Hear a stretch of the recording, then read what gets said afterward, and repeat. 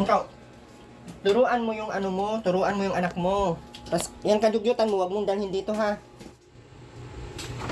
Sinong tutulong niyan? Pag...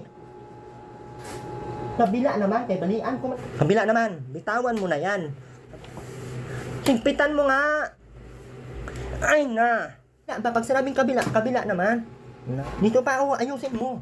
Tanggalin mo yung kamay mo. Hello mga sangkay! Welcome back to my channel. Ito po muling yung sangkay na sa Sangkay Loans muling nagbabalik. Kumusta? Kumusta kayong lahat? Sana nasa maayos na kalagayan ng lahat mo pa dito sa Pilipinas or sa mga nasa ibang bansa, dobling ingat tayo, no? So mega love shoutout sa inyong lahat, sa Team Sangkay Original, Team Sangkay Sponsors, Team Kalingap, Kuya Val, at Edna Kalingap Rob, sa lahat ng aking mga followers, supporters, and subscribers, sa mga lolos, lolas, FWs, and PWDs. Mega love shoutout sa inyong lahat. And of course, I love you all. Ayan. Mega love shoutout also sa Team Kalingap, Kalingap Partners, sa lahat ng aking mga sponsors, at sa lahat ng mga nagmamahal kay Sangkay. Mega love shoutout sa inyong lahat. Ngayong araw na ito mga Sangkay, gagawa ako ng reaction video. Ito patungkol sa napanood kong video ni Erwin TV Official. Patungkol kay Ate Rowena at saka sa anak niyang si Ruben, no? Medyo hindi maganda yung ating mapapanood, no? Credit dito kay Erwin sa video clips na aking kinuha sa kanya. Unahan ko lamang po kayo, no? Wag po natin husgahan si Erwin, no? Wag natin husgahan.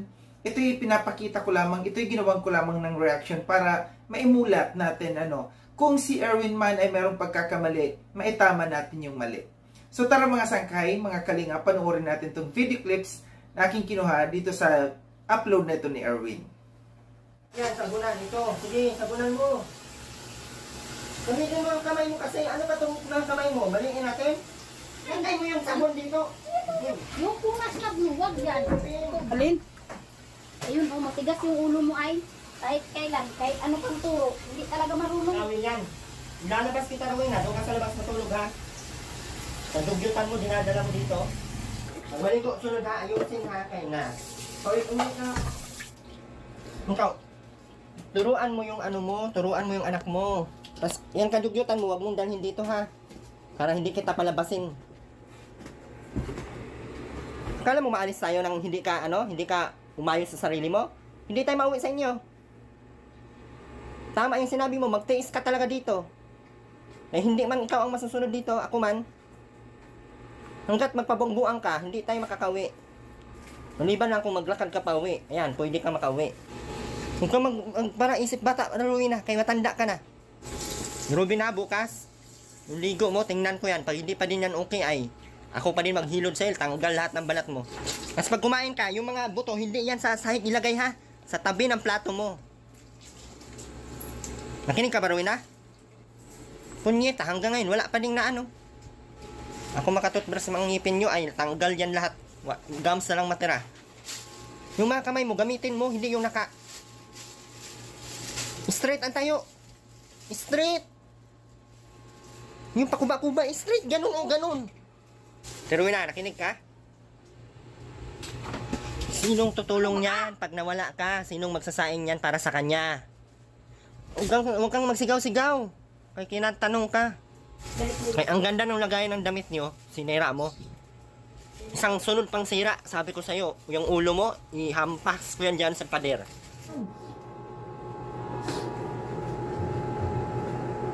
Sige. Kabila naman, kay balian ko man ang kamot. Sige. Higpit. Dito ka sa kabilang kamay, Sige, ganun mo. Ayusin mo. Lakasan mo. Ganyan. Sabi ng higpitan mo yung hawak, higpitan mo. Pag sinabi kong higpitan mo, ganyan, higpit.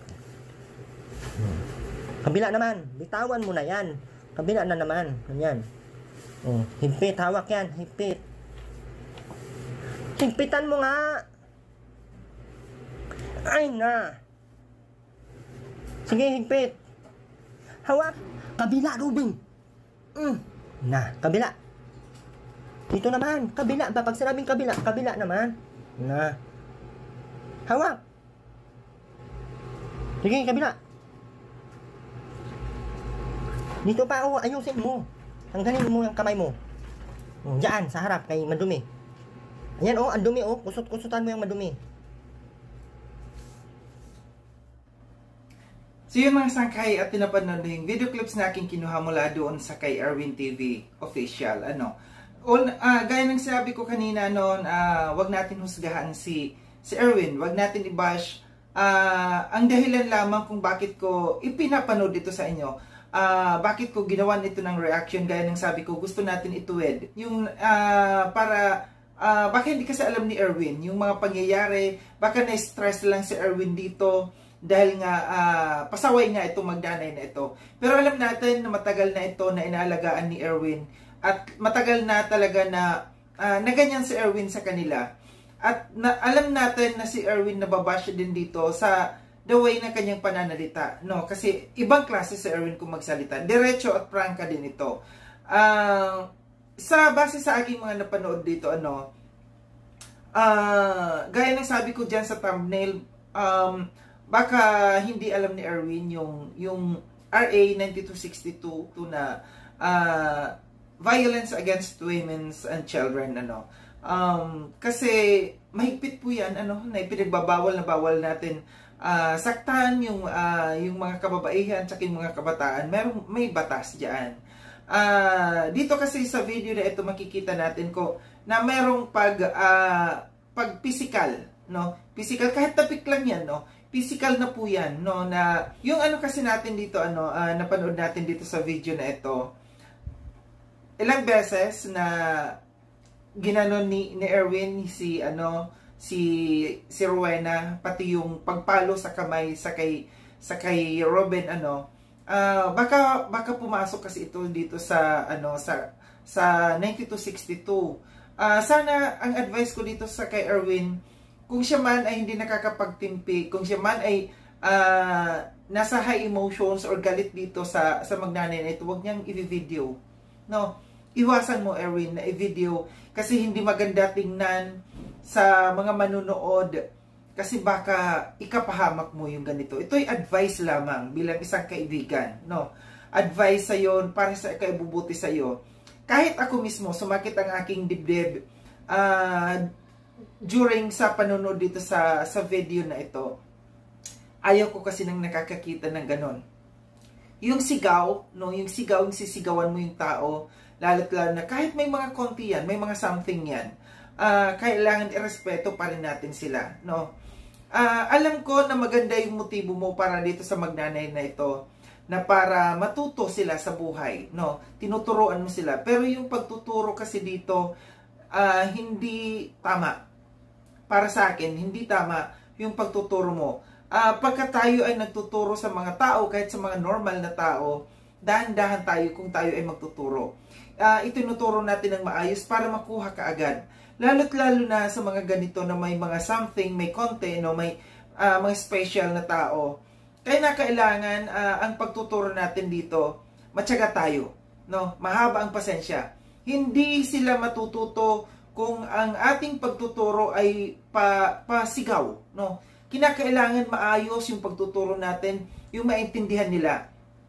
Kasi para sa kanila, yung nakikita natin dito sa pagturo ni Erwin, nagdudulot ng trauma sa kanila. May problema na nga sila sa pag-iisip, tapos makakarinig sila ng sinisigawan sila. Traumatic sa kanila yon. Hindi maganda talaga. And kung, gaya ng sabi ko, naiintindihan kita, Erwin, kasi gusto mo na matuto sila, sa mga gawaing bahay, para maging malinis sila. Nga lang, hindi tama yung pagtuturo na kinakailan natin sila sigaw-sigawan. Mali. Ang sa akin dito, ito'y may mga kaunti. May kailangan nila ng attention. Yung sinasabi mo na si Rowena, si Ate Rowena, nagbasag ng mga pinggan, sinira yung bag na lalagyan ng damit. Sa tingin ko, isa yun sa dahilan ng kanyang pagre-revenge. Nung kanyang pagre-rebelde na hindi niya magawa sa iyo na siya ay magsumagot-sagot. Kasi once na sumagot sila, sisigawan mo kaagad. Siguro isa yun sa mga dahilan na pagganti sa iyo. yung galit nila siguro doon nila ibinubuhos. Kahit tayo, di ba, ng mga normal na tao, pag tayo galit na galit, gusto natin na may nagagawa tayo. Yung iba sumusuntok sa pader, yung iba nagbabasag talaga para ma-release yung galit natin sa loob ng katawan natin. Yung sa akin, no, wag natin, kung tayo man ay gustong tumulong sa mga taong ganito, tulungan natin sila ng maayos. Wag natin pagsalitaan ng hindi magagandang salita kasi mas lalo lang silang magdaramdam. Ang mga ganyan, madamdamin ang mga yan. Iba yung emotion ng mga yan, no? Kailangan, kung yan, yun ang purpose mo na makatulong sa kanila, tumulong tayo ng maayos, no? Tulungan natin sila ng maayos para maibalik sila sa maayos na pag-iisip, no? Kasi kung ganyan ang pagtuturo, sabi ko sa inyo, hindi talaga matututo yan. Kahit tayo pagka tayo sinigawan, pagka tayo tinuturuan, wala tayong gana na matuto. Pagka tayo sinisigawan, kailangan malumanay yung pagturo. Sabi ko sa inyo, habang pinapanood ko itong video na ito, nasasaktan ako. Nasasaktan ako dito sa pagtrato ni Erwin sa magnanay na ito. Kasi nararamdaman ko yung pakiramdam ng magnanay, no, na yung mga salita na hindi magaganda at para bagang wala silang kakampi doon sa loob, no. Yung mga kasama ni Erwin, ganun din ang ginagawa sa kanila.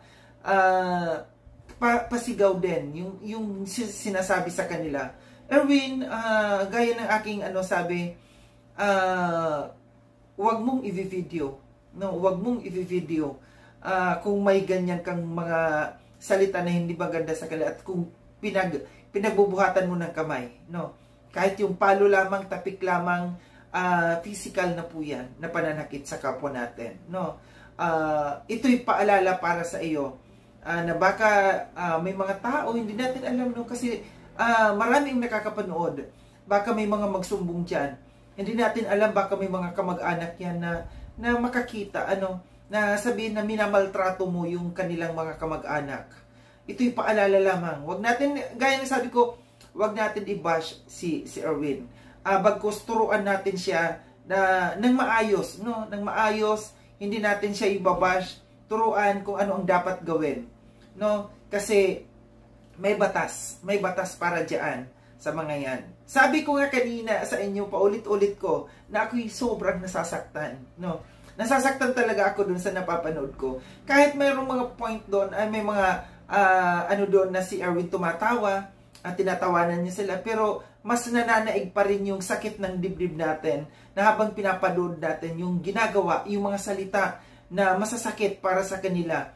Na kahit tao na normal tayong tao, makakarinig ng ganong klaseng salita, masakit. Masakit lunukin, no? Masakit lunukin yung mga ganon. Pero alam natin na ganito sa Erwin, ganito magsalita, napaka-prangka, napaka-vocal na tao, pero dapat baguhin dahil tayo ay nandito sa social media. Lalo na mayroon tayong mga tao na ganyan na ginagawa, no? Yung mga tao na hindi normal, no? Hindi normal. Alam natin na may something yung mag-inanay na yan. So ito lang yung aking reaction patungkol dito sa video na ito, na sana Erwin, wag mong i-take as masama itong reaction ko na ito. Ito'y pagpapaliwanag sa iyo, no? Bilang isang kaibigan, ako'y naaalarma dito sa mga nakita kong ito kasi baka may ibang mga tao na makakita dito na pwede mong ikapahamak. Muli, maraming salamat mga sangkay sa panonood. Sa mga hindi pa nakapag-subscribe kay Sangkay Lon, subscribe niyo na po ako. Click yung notification bell para updated kayo sa lahat ng mga videos na aking gagawin. Like and share tong video na ito mga sangkay. Kita-kits tayo ulit sa susunod na video na aking gagawin. Ingat kayo sa ang dako ng mundo man kayo naroroon. Paalam na mga sangkay. Paalam.